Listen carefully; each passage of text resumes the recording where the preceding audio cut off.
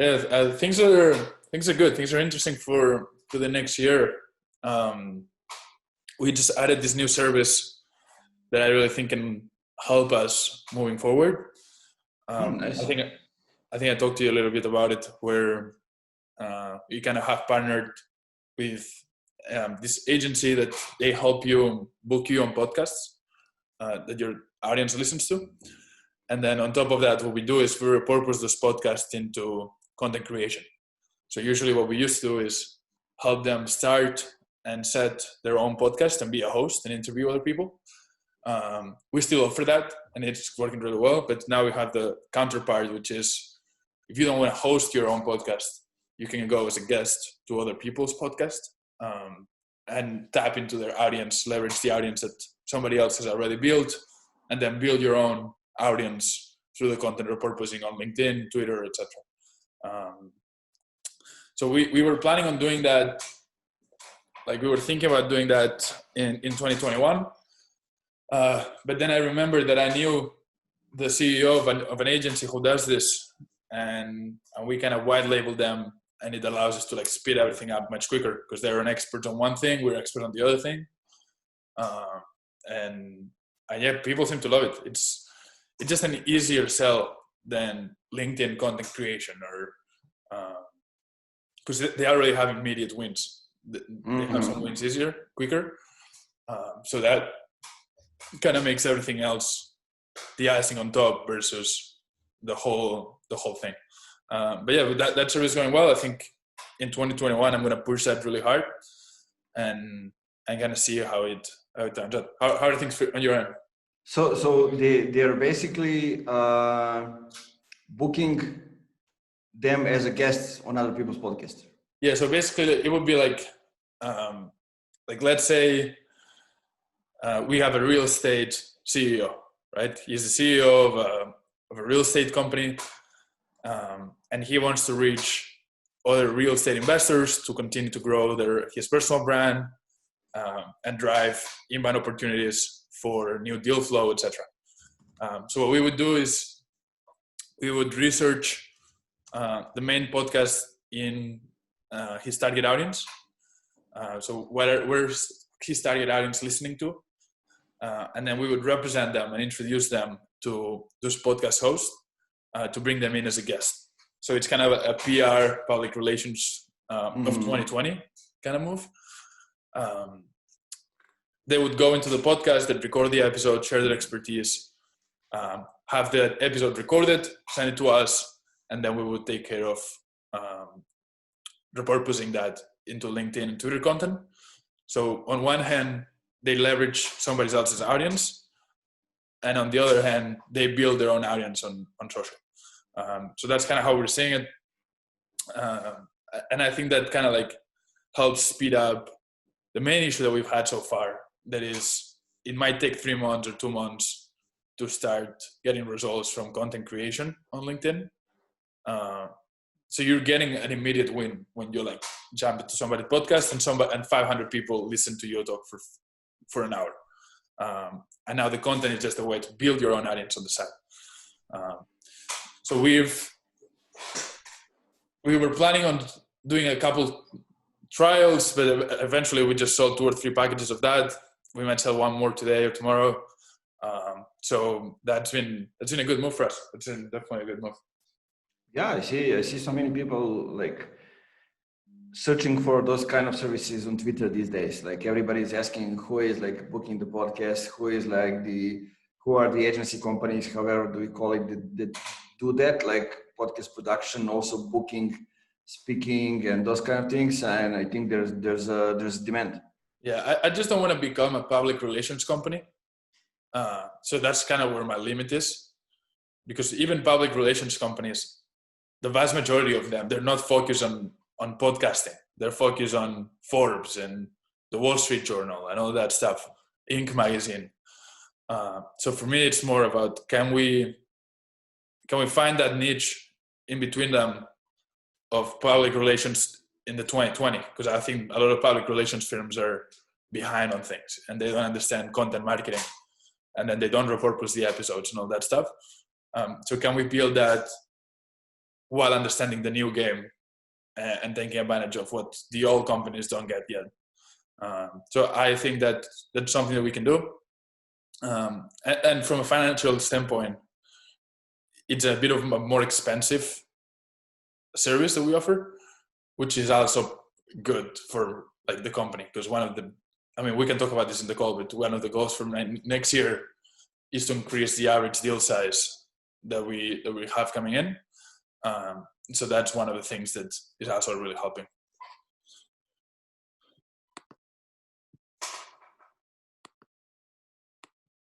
I'm talking, but nobody can hear me. Yeah, no. Yeah. I was like, I think you're muted, my man.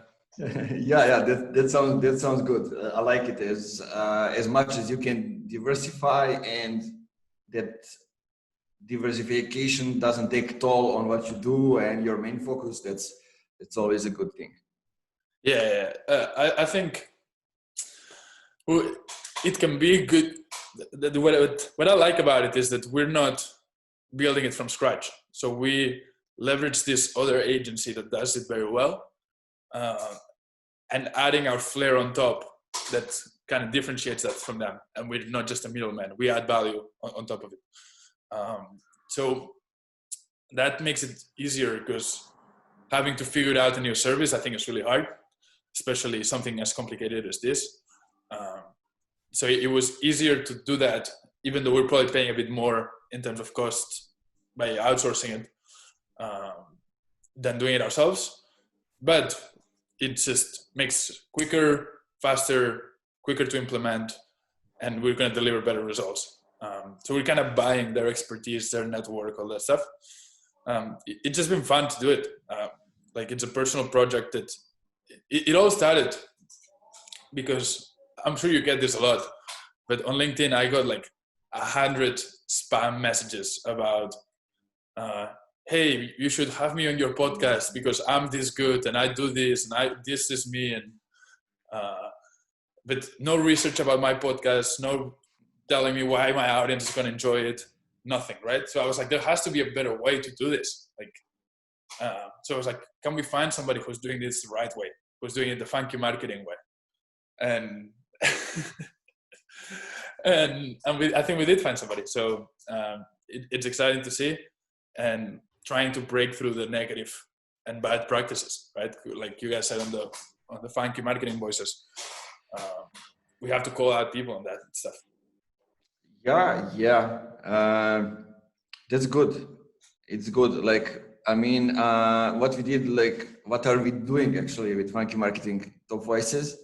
I also do with clients and with other companies, because like I've been in organization of digital events, not only digital, offline as well, for a long time. And a lot of our clients are now like starting not only like podcasts, but also like a batch of events, different kinds of one, like even some of them like once a week with one main event per month. And it's kind of going good, but like we are here to help them get people to the event, actually have the engagement while the event is on, and then like to distribute content. Yeah. What have you found to work well in terms of like, because I think events work, but people are failing at getting the right number of people and the right quality of people to the event in the first place. So a lot of events that I see end up being like not there's not enough people. So what are you doing in terms of like the pre-distribution of the event, so that people register and all that? Yeah, like there is too many events, and a lot of people on one of them are not very entertained to be on the event. Right. So I'm trying to get as much as possible things like fireside chat, like things when, okay, we can maybe pre-record the session, but the speaker needs to be in the chat. Yep. While it is on, and like engage with people and contact everybody. Like, we need to have a person while the event is on that can like highlight the key topics or parts of the speeches. But while we are promoting it from the start, I try to intrigue people as much as possible, because I think everybody can bring now high level speakers. Right. Like this is kind of something. Okay, it's good that you have them, and it's kind of advantage over the others. Maybe some smaller companies cannot bring like top level speakers, but like if you can, like what are some things that they will tell you that they don't tell to anybody else on their events? Like those kind of things. Like we narrow down the things. Also, like there are a lot of companies that are now creating events just for the sake of creating events. Like we're gonna have our guys from the company like speak. I don't recommend that. Those kind of events are good, but for the events inside the company. Right. Like that's also something, and it's hard. Like when you first start, there will be very little people, and that's just something that you need to see. I don't know. With a lot of clients, we started, and we didn't know what to expect. Makes sense. Especially this month, the month before, we didn't know what to expect. But when they asked me like how many people are going to attend, I have no idea. Right. But if you like run ads and get people to sign up, and we can have the proper, let's call it like the nurturing cadence. Like I was going to say, do you have something to nurture them? Yeah. And I mean, it's just kind of like the basic one. When they have like, thank you for the registration, then the event is coming in like 5 days, it's coming in 3 days, it's coming tomorrow, and like 3 notification before the event. Like they cannot escape it if Right. they want to be there. And also like inviting people to participate with sending us the questions and those kind of things. That's always a good thing. But I don't know, like most of the presentations, most of things, as soon as somebody pops up with a PowerPoint presentation, me as somebody who is attending the event are turning off the event. I don't know, that's just me personally. And I don't consider here as the event like workshops, like 5-hour workshops, those kind of things. That's something completely different. Yeah. I think it's hard because now everybody's doing events, right? And it's hard to differentiate yourself when it's an online event versus a in physical event. Because if you're doing an event in the suite in the Empire State of New York City, you're going to get people, because you're going to bring good food, good wine, bring 1 or 2 good speakers, then you're going to get some people there, right? But it's harder when it's an online event because it's just harder to differentiate yourself. It's like you're going to do it through Zoom, just like everybody else. And the quality is going to be shit, like everybody else. You can do some improvements, but the gradual improvement that you can do is not as high. So you actually have to focus more on the content that you're delivering and the pre-distribution and the nurture cadence, right? One thing that I found, I'm actually writing a Twitter thread about this today. And we talked about this, I think, before. It's what we as marketers can learn from D2C. And one of the things that if I was a marketer, I would be looking at would be how are rappers and artists promoting virtual concerts. I think they're doing a much better job than any B2B companies because they're in the same situation, right? A rapper, an artist and a B2B marketer right now is in the same conundrum, which is events usually have a large part of our revenue. They're part of our sales process.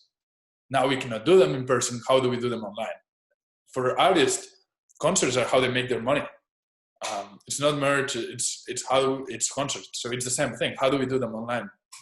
And there's this rapper that I like called G-Eazy, who's doing a back-to-back concert on the 22nd and 23rd. And the way he's promoting on social, the way he's using ads, the way he's like providing incentives to come in, it's just crazy how he's doing it. And the copy is good. The creatives are amazing. And if you're a B2B marketer, I think you have to look at inspiration in other places and bring it to your place. So I signed up for this G-Eazy concert. I paid $25 for watching through the laptop, which is crazy to me, right? But the marketing was so good that I want to be part of it. I would not pay $25 for any Yeah, B2B conference unless they do something like that.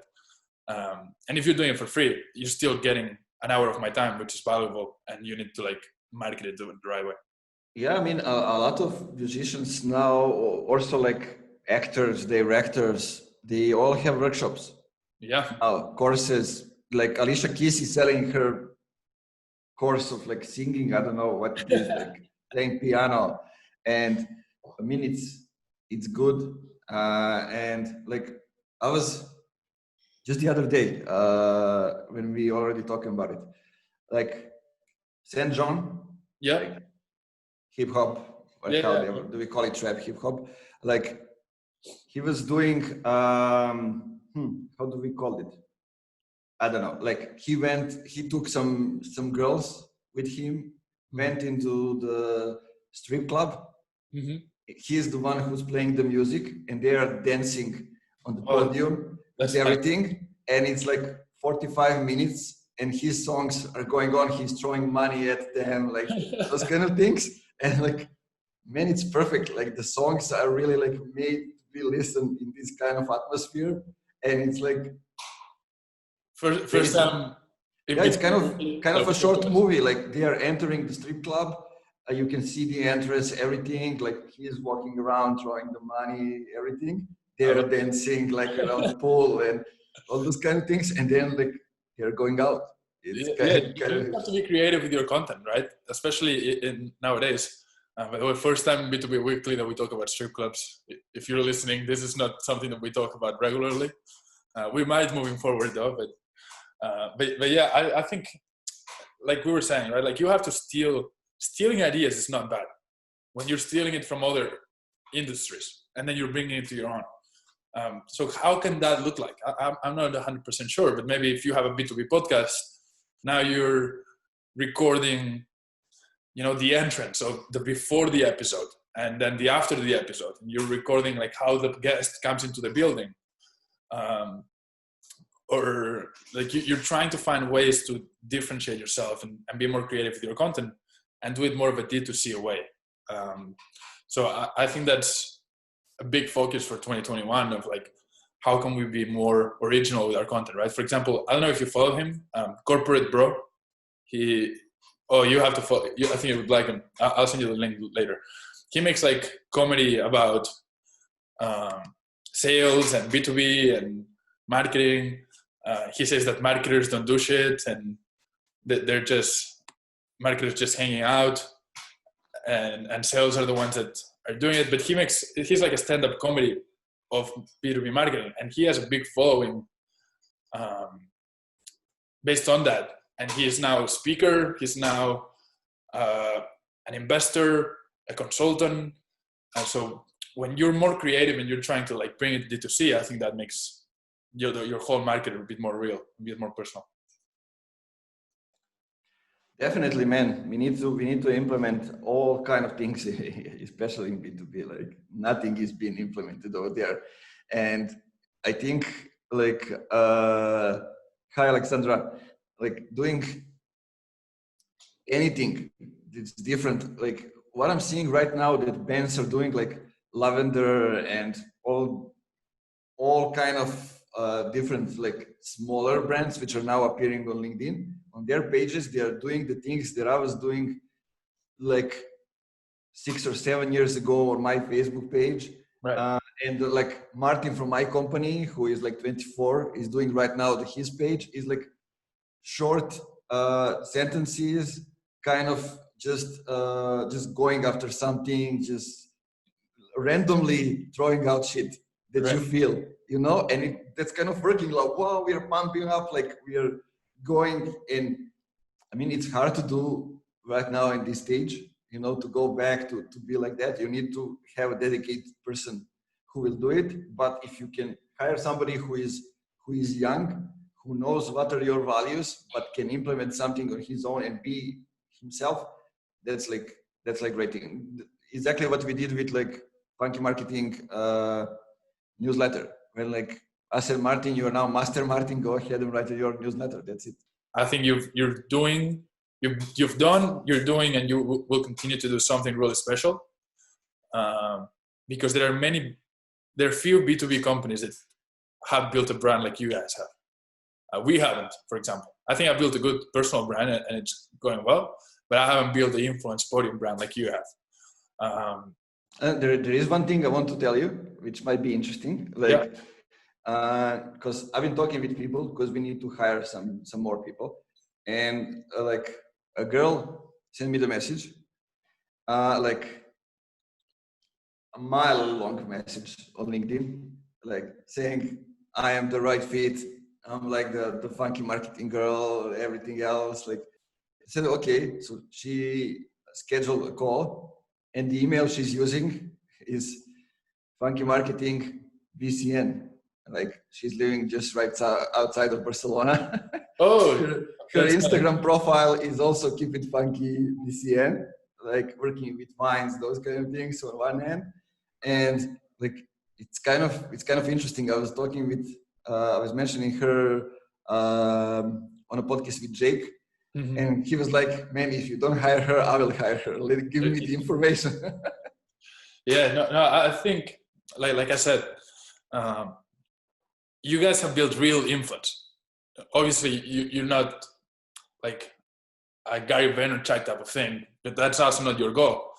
But like, for example, yesterday I got like maybe like 20 messages or 20 connection requests, 20 to 25, saying, "Hey, I saw you on Nemanja's Top Voices.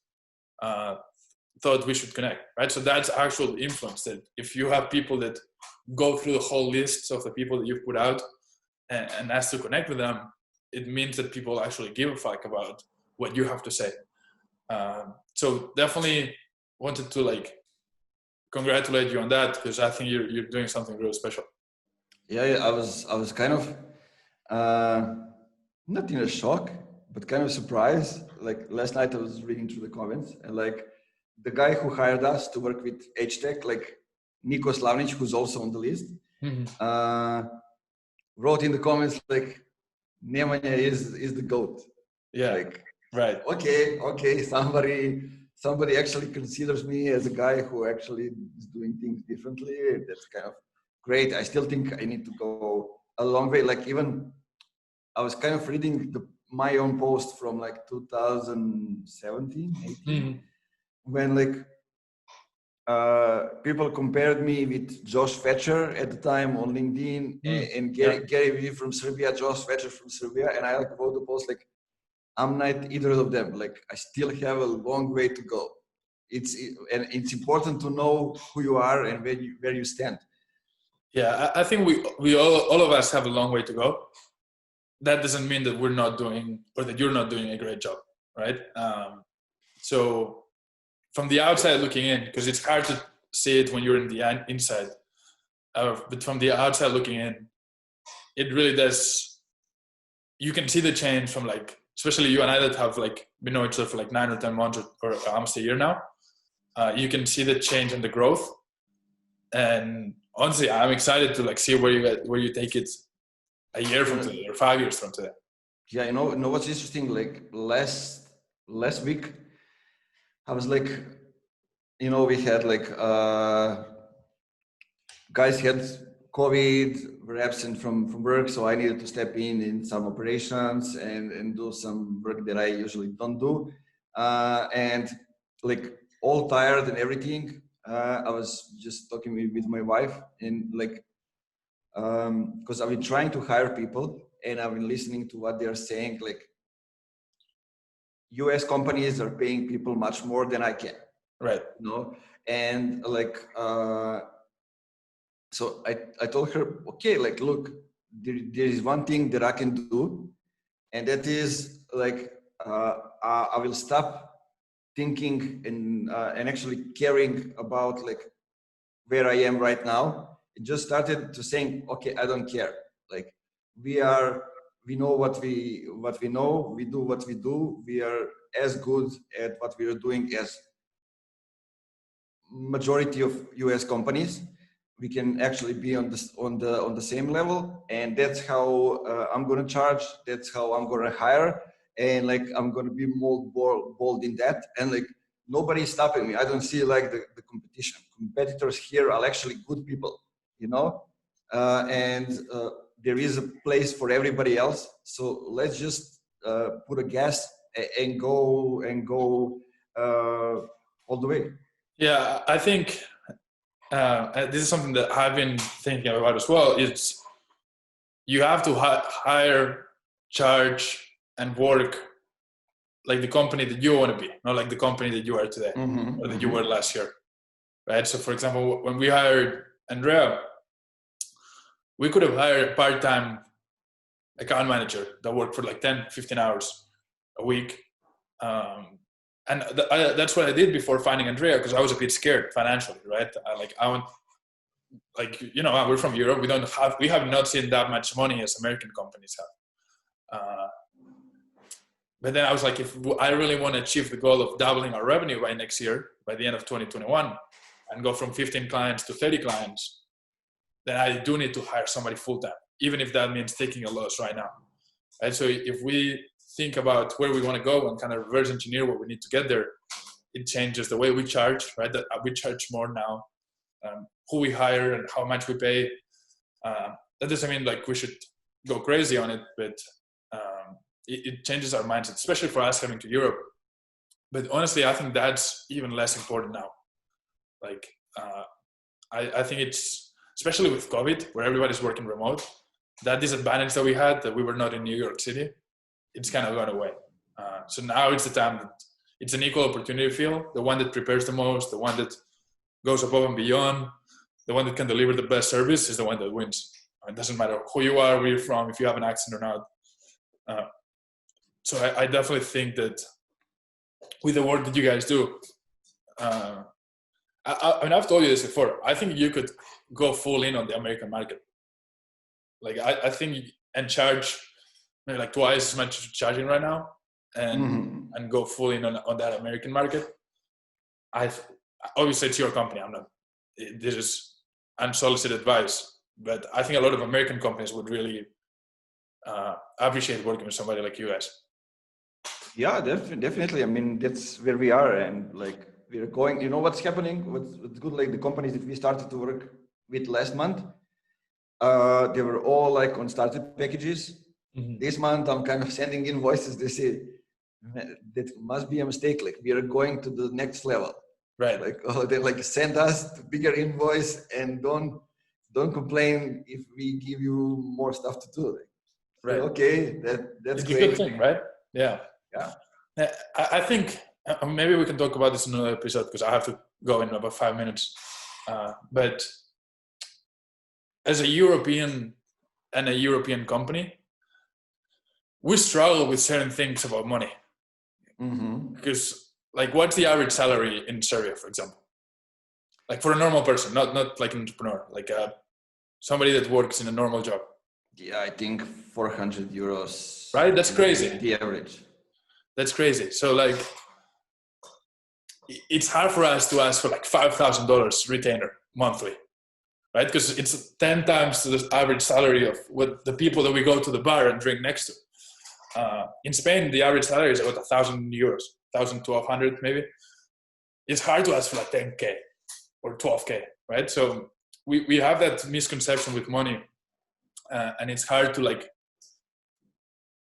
break that limiting belief financially. At least for me, I really struggle with it. But when you break it, or when you get better at it, then you like start realizing that those are not the prices that they would charge for worse work in New York or whatever it is. So yeah, just funny to see how like that's one of the biggest. I think that's a main disadvantage of being European. It's not. It's not that you're away from American clients. It's not that you have an accent. It's that we have a fucked up relationship with money. We're scarce. There's scarcity with in terms of. Yeah, I mean, there is also like, I don't know how it is in the US, and not really, but I think they have some kind of like financial education compared to us here. Like we have none, and like we need to educate ourselves. I don't know. In Spain, it maybe is a little bit better, but here like we didn't have even investors. Right. Like those kind of things. And right now, these things are started to happening. So we can really like learn from doing. We couldn't learn from doing before. And like, I mean, even when I say to someone like our starting package is like 2K, and like they say, man, can you really charge them? Like I said, this is the start. Right. So they don't get much for that. So we go up, and there was like, wow, man, can you really? I don't know. Like actually, I raised the prices as like I was talking with people, and when I tell them the price, they don't complain. It means that I can charge more. It's too low. Yeah. So I go more, and now like say, okay, I'm gonna raise it even more than 2K, and I'm gonna see what happens. Right. You know, because when they schedule the call, they actually need to tell me the numbers. Right. No, and then I see what's going on. Yeah, it's.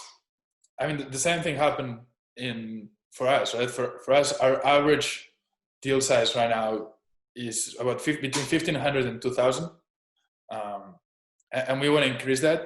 But like my mom made $1,900 a month, or a little bit less than $1,900 a month, her whole life, right? And that was a good salary in Spain. As a teacher, it was not a bad salary.